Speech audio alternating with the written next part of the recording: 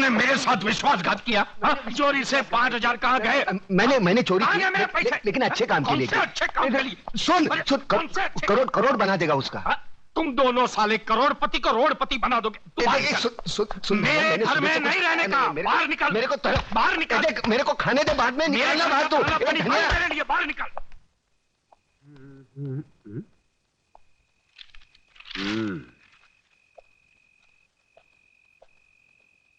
सलाम वालेकुम इस्माइल भाई। राम राम कल्याण जी भाई। कल्याण जी भाई, किसी ने सच कहा है, अगर पेट में दाना पानी ना हो तो रात को नींद उड़ जाती है। क्यों बे उजड़े चमान सुनाता किसको है? तेरे पास उधार मांगने नहीं आया। लाखों लोग सड़क पर भूखे सोते हैं, एक दिन भूखा सो जाऊंगा, मर नहीं जाऊंगा। और ज्यादा बकवास मत कर, सर पर 2 छाप बचे हैं ना, वो भी उखाड़ दूंगा। तुझा प्रताप बीड़ी जो ये साला एक बार बीड़ी क्या मांगी, भिखारी समझता है क्या? ये ले, पूरा डाल ले, सवारी खामाव से ले। राख मारा क्या भोग लगे, सुतेला सांप ने जगाड़ी। बीड़ी जो ये, मैं आपके लिए खाना लाया हूँ।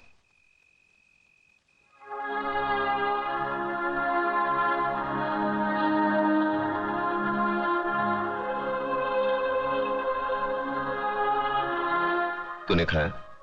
माँ ने आधा खिलाया और आधा अपने हिस्से का मेरे लिए भेज दिया है ना? देख छोटू, आज तक मैंने किसी के हिस्से की भूख प्यास नहीं छीनी। जा अपने हाथों से अपने माँ को खिला, जा। एक बात पूछूं मामा? क्या कहा? मामा। वाह छोटू वाह, मैं तो रिश्तों को भूल ही गया था, तूने वापस याद दिलाया। चल पूछ, क्या पूछना है? मामा, बचपन में अगर तुमने अपनी माँ से कहानी सुनी होगी तो मुझे भी सुनाओ ना।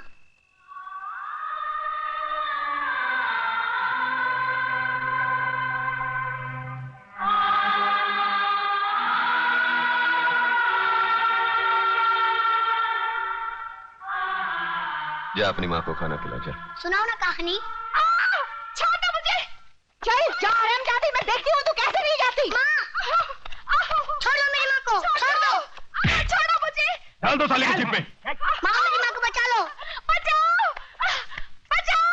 वरना लोग उसे उठा के लेके जाएंगे। मामा बचा लो मेरी माँ को, बचा लो मेरी माँ को, बचा लो मेरी माँ को, वरना लोग उसे उठा के लेके जाएंगे। बचा लो मेरी माँ को, मामा बचा लो मेरी माँ को।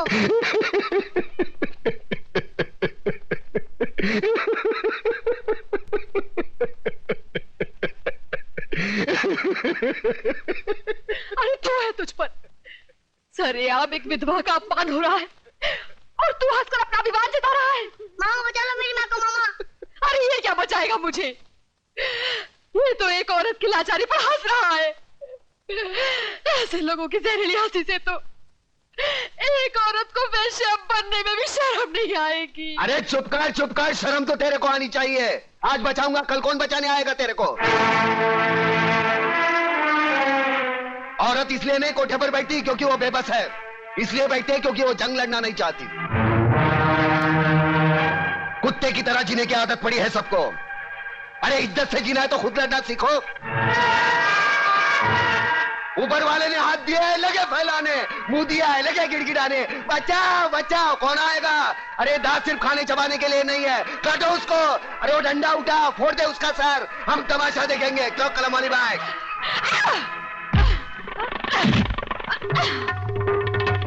एक औरत को धंधे पर बिठाना चाहते हो तुम?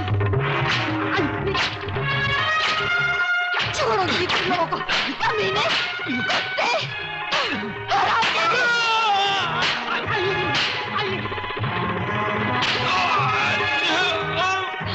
बहुत तंग किया तूने मुझे बेचना चाहती थी। अरे मुझे बहुत मारा तुझे मुझे। कल से पानी भरे तो ही जाएगी। मैं जाऊंगी।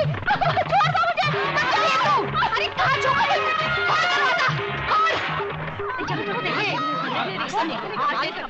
देखा प्रताप, देखिए अपनी जुबान की ताकत।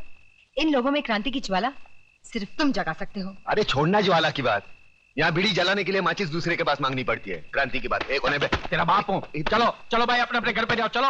अरे कल्याण जी, इस्माइल, हाँ ये है ना साला तुम्हारी वजह से बिगड़ा ही है। मैं तेरा मुनी मुंह, लोग क्या कहेंगे?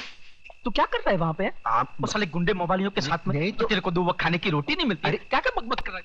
अरे इधर मारना नहीं, छोटा मगज होता है, आदमी मर सकता है। अरे ये चल अंदर चल, तेरी वजह से खाना नहीं खाया मैंने, चल। क्या हंस रहा है? क्या हंस रहा है? तेरा कैरेक्टर मेरी खोपड़ी में नहीं बैठता। अरे नहीं बैठे तो ना सही। तू मेरे को एक बात बता पहले। क्या? मेरे पैसे से तुम लोग दोनों आंकड़ा खेलते हो? ना, हैं? ना, ना। हैं? मटका बटका तो नहीं ना। खेलते हो ना? ना। दारू बारू पीते हो? बीड़ी की बात आती है, मुंह बंद कर। बेटे रंडीबाजी तो नहीं करते हो ना? अरे कलम अली भाई, एक बच्चे के साथ कैसी गंदी बात करता है? ऐसी गंदी चीज नहीं करना बेटे। तो फिर मेरी लक्ष्मी को क्या तुमने फिल्म लाइन में डाला है? कंफर्म करोड़, 1 करोड़। चल खाना खा के गाना गाते। तुम मेरी इकलौती बेटी हो ममता, सो मुझे मालूम है कि अगर तुमने कोई लड़का चुना है तो जरूर वो कोई हीरा होगा। वो कोई बिजनेस मैग्नेट है या इंडस्ट्रियलिस्ट? नहीं डैडी, इनमें से कोई नहीं है।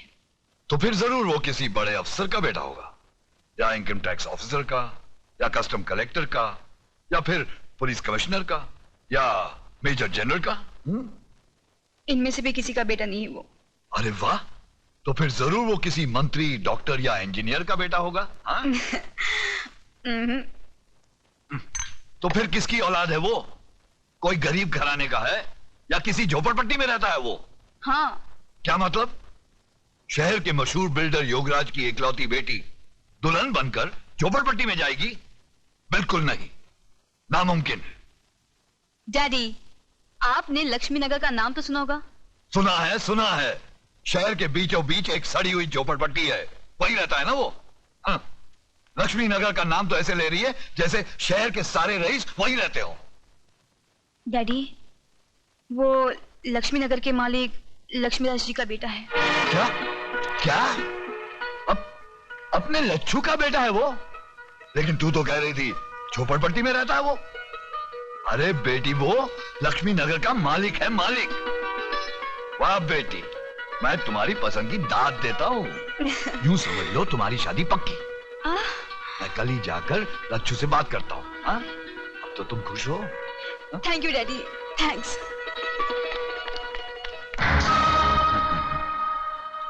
वाह बेटी वाह, क्या सही निशाने पे तूने तीर मारा है। लक्ष्मी नगर पर योगराज नगर बनाने का बहुत पुराना सपना था मेरा।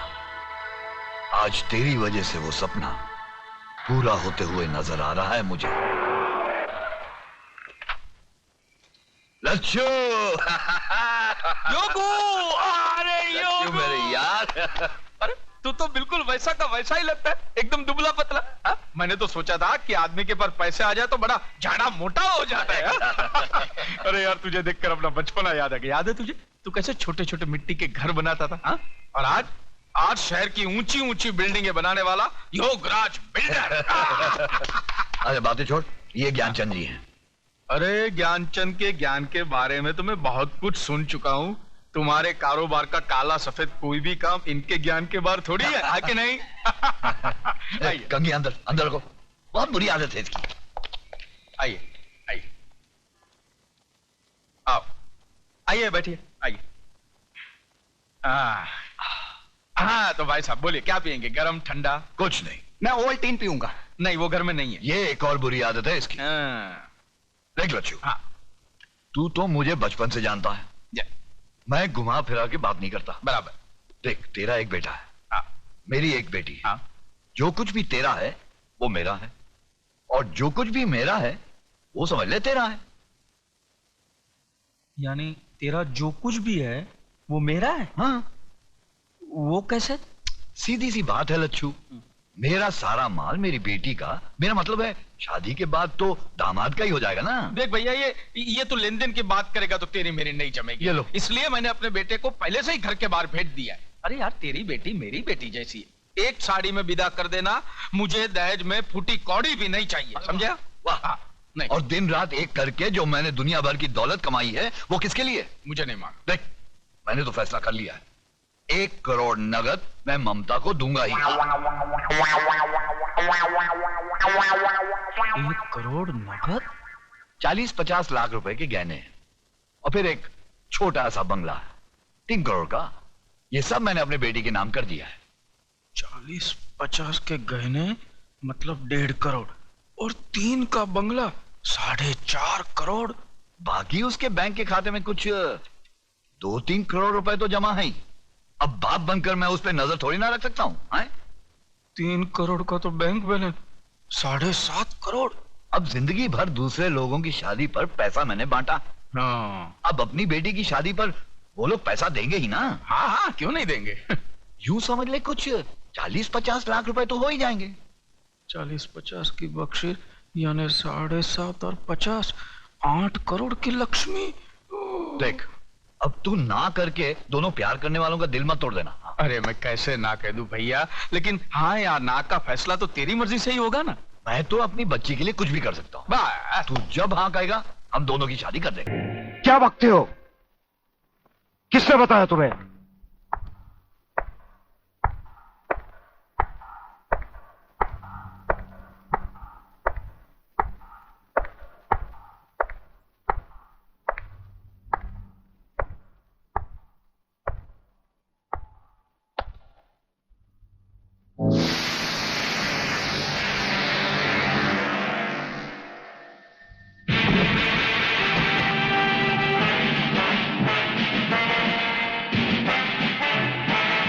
कुछ ही देर पहले तुम जेल की कोठरी में बंद थे, फिर वहां से निकले कैसे?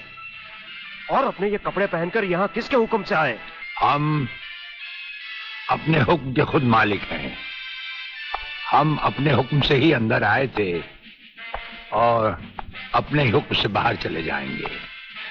तुमसे अच्छी तरह मिल लेने के बाद। तुम्हें अच्छी तरह मालूम होना चाहिए कि तुम किसके सामने बैठे हो। हमें मालूम है, इसीलिए तो जूते तुम्हारे मुंह के सामने रखे हैं। तुम जैसे गद्दारों से हम नहीं, हमारे जूते ही मुंह लगाते हैं। सूर्यदेव सिंह! ब्रिगेडियर सूर्यदेव सिंह, भूल कैसे गए? हम आज भी ब्रिगेडियर हैं, कल भी ब्रिगेडियर थे। जेल में आना तो एक नाटक था तुम जैसे मुजरिम तक पहुंचने के लिए। और ये रहे तुम्हारे काम के कागज। ये हमारा रिहाई का ऑर्डर और ये है तुम्हारी गिरफ्तारी का वारंट।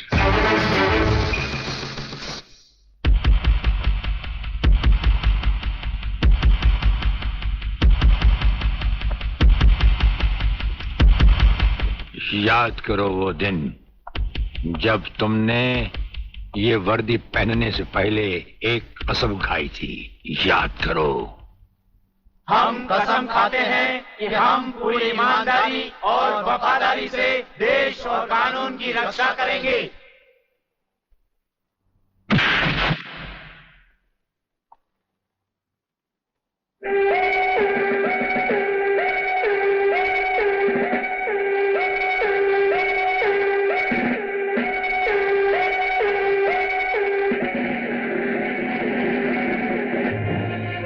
इन नंगों की बारात में ये वर्दी वाला दूल्हा नहीं जाएगा वागले।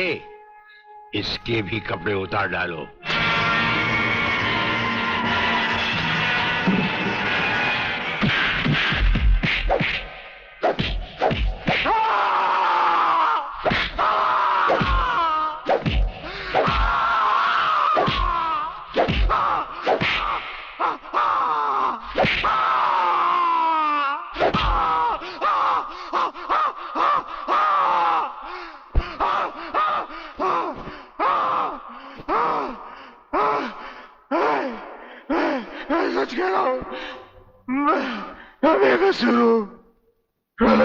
के बारे में मैं कुछ नहीं जानता।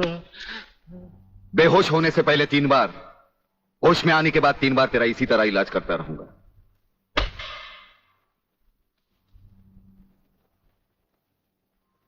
साथियों, तुम लोगों को शायद यह मालूम नहीं, ये प्राइवेट और इमरजेंसी मीटिंग मैंने क्यों बुलवाई। इसलिए कि सूर्यदेव सिंह जेल से छूट चुका है और अब वो खतरा बनकर हम सबके सर पर मंडरा रहा है। मगर 1 साल से पहले वो छूट कैसे गया? उसका जेल जाना एक नाटक था कादर।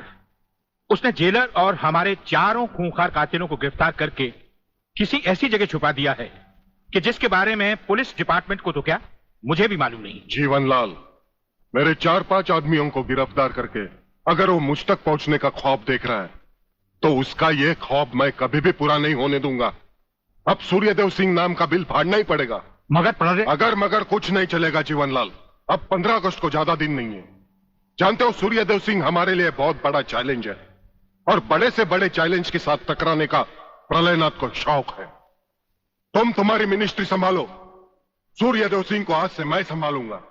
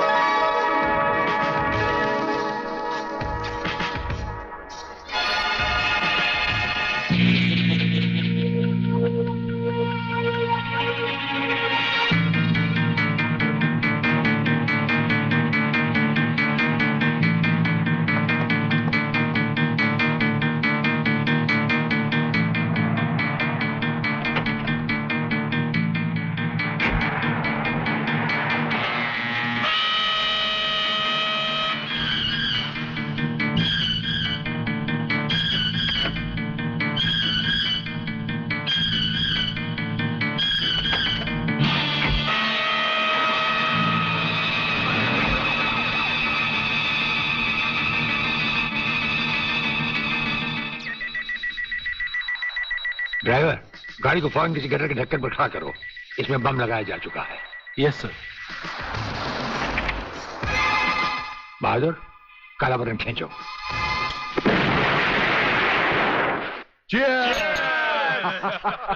पियो, आज जी भर कर पी लो।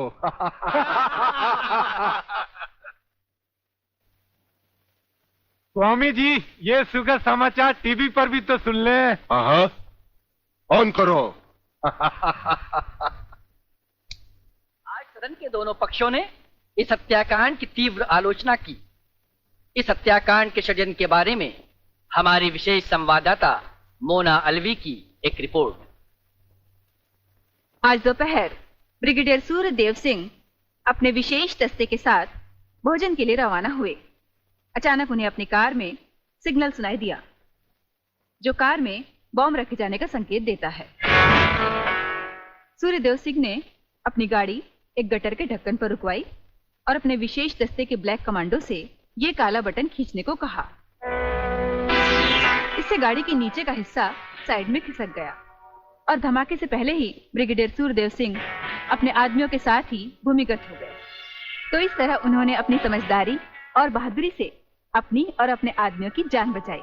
तो आइए आज हम ब्रिगेडियर सूर्यदेव सिंह से आपका साक्षात्कार कराएंगे।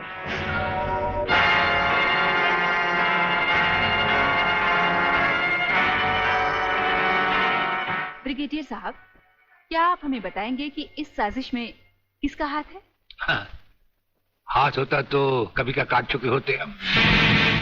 ब्रिगेडियर साहब, आप हमारे दर्शकों को बताएंगे कि इन देशद्रोहियों ने आप पर हमला क्यों किया? जाहिर है कि हमें जीवन दान देने के लिए नहीं, हमारी जबान भी हमारी गोली की तरह दुश्मनों से सीधे बात करती है, टीवी पर नहीं।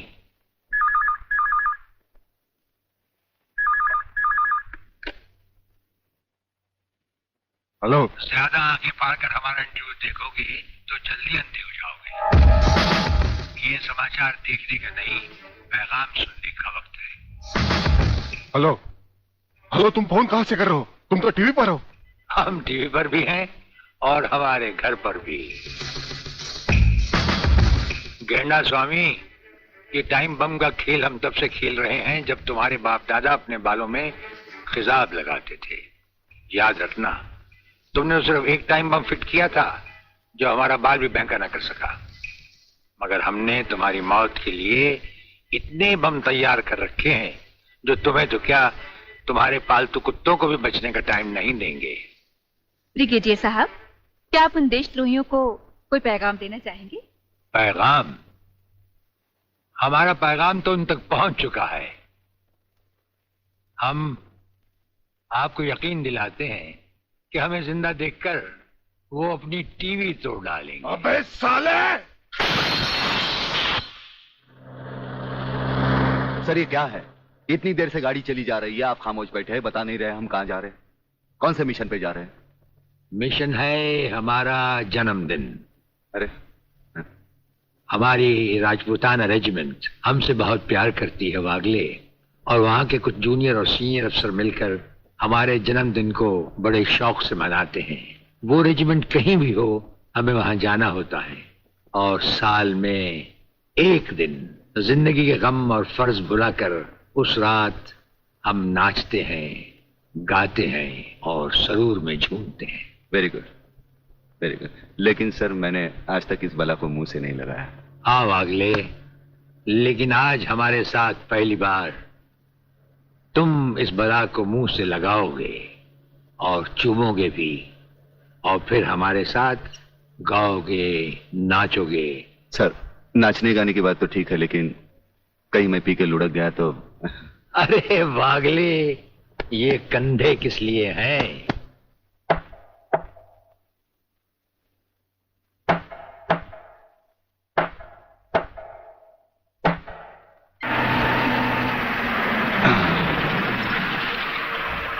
अरे तू काय को उछल रही है? आ गया रे। अरे जब किधर? दर्जी सीने को भूल गया क्या? है। हाँ। आहिस्ता आहिस्ता आ गया।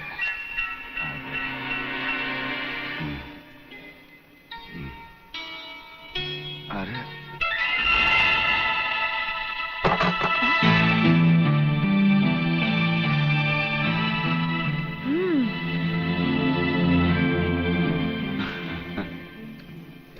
हंस क्या रहे हो?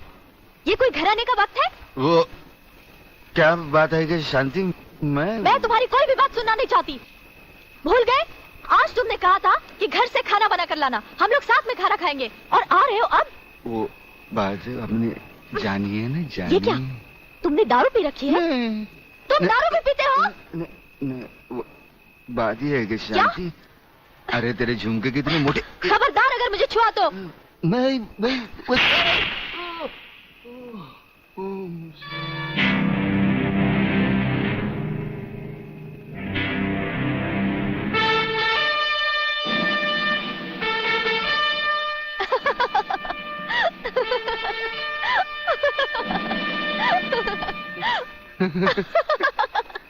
अरे ये तुम्हें क्या हो गया है?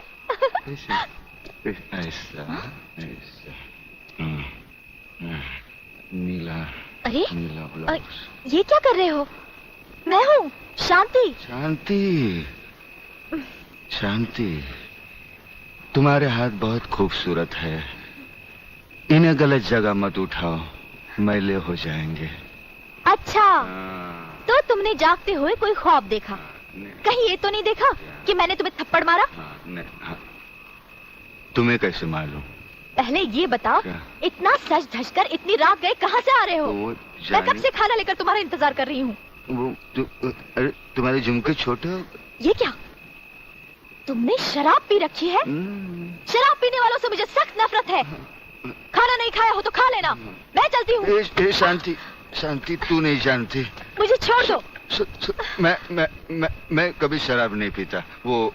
वो ब्रिगेडियर साहब है ना, उन्होंने पहले मुझे कसम खिलाई, फिर शराब पिलाई। मैं कसम खाता हूँ, भगवान की कसम खाता हूँ, मैं तुम्हारे सर की कसम खाता हूँ, दोबारा नहीं, दोबारा। हेलो, इधर तू बचता है, उधर वो बचती है। हेलो, नमस्कार। हाँ बोलो खबरीलाल, क्या समाचार है? दोस्त आज रात के खास समाचार ये हैं कि प्रोफेसर रंगास्वामी का अपहरण बब्बन ने ही किया है, और हमारे विशेष संवाददाता के अनुसार आपके ऊपर किसी भी समय दुश्मनों का जानलेवा हमला होने की संभावना।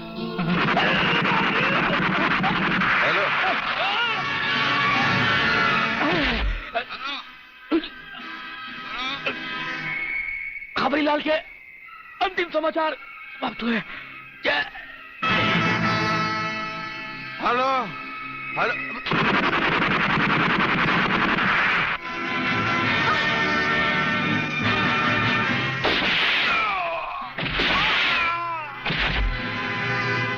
आंडू पांडू समझा क्या? मराठा है भाई।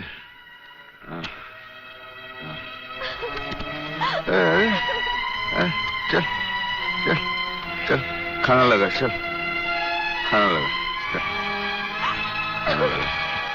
गुदगुदी होते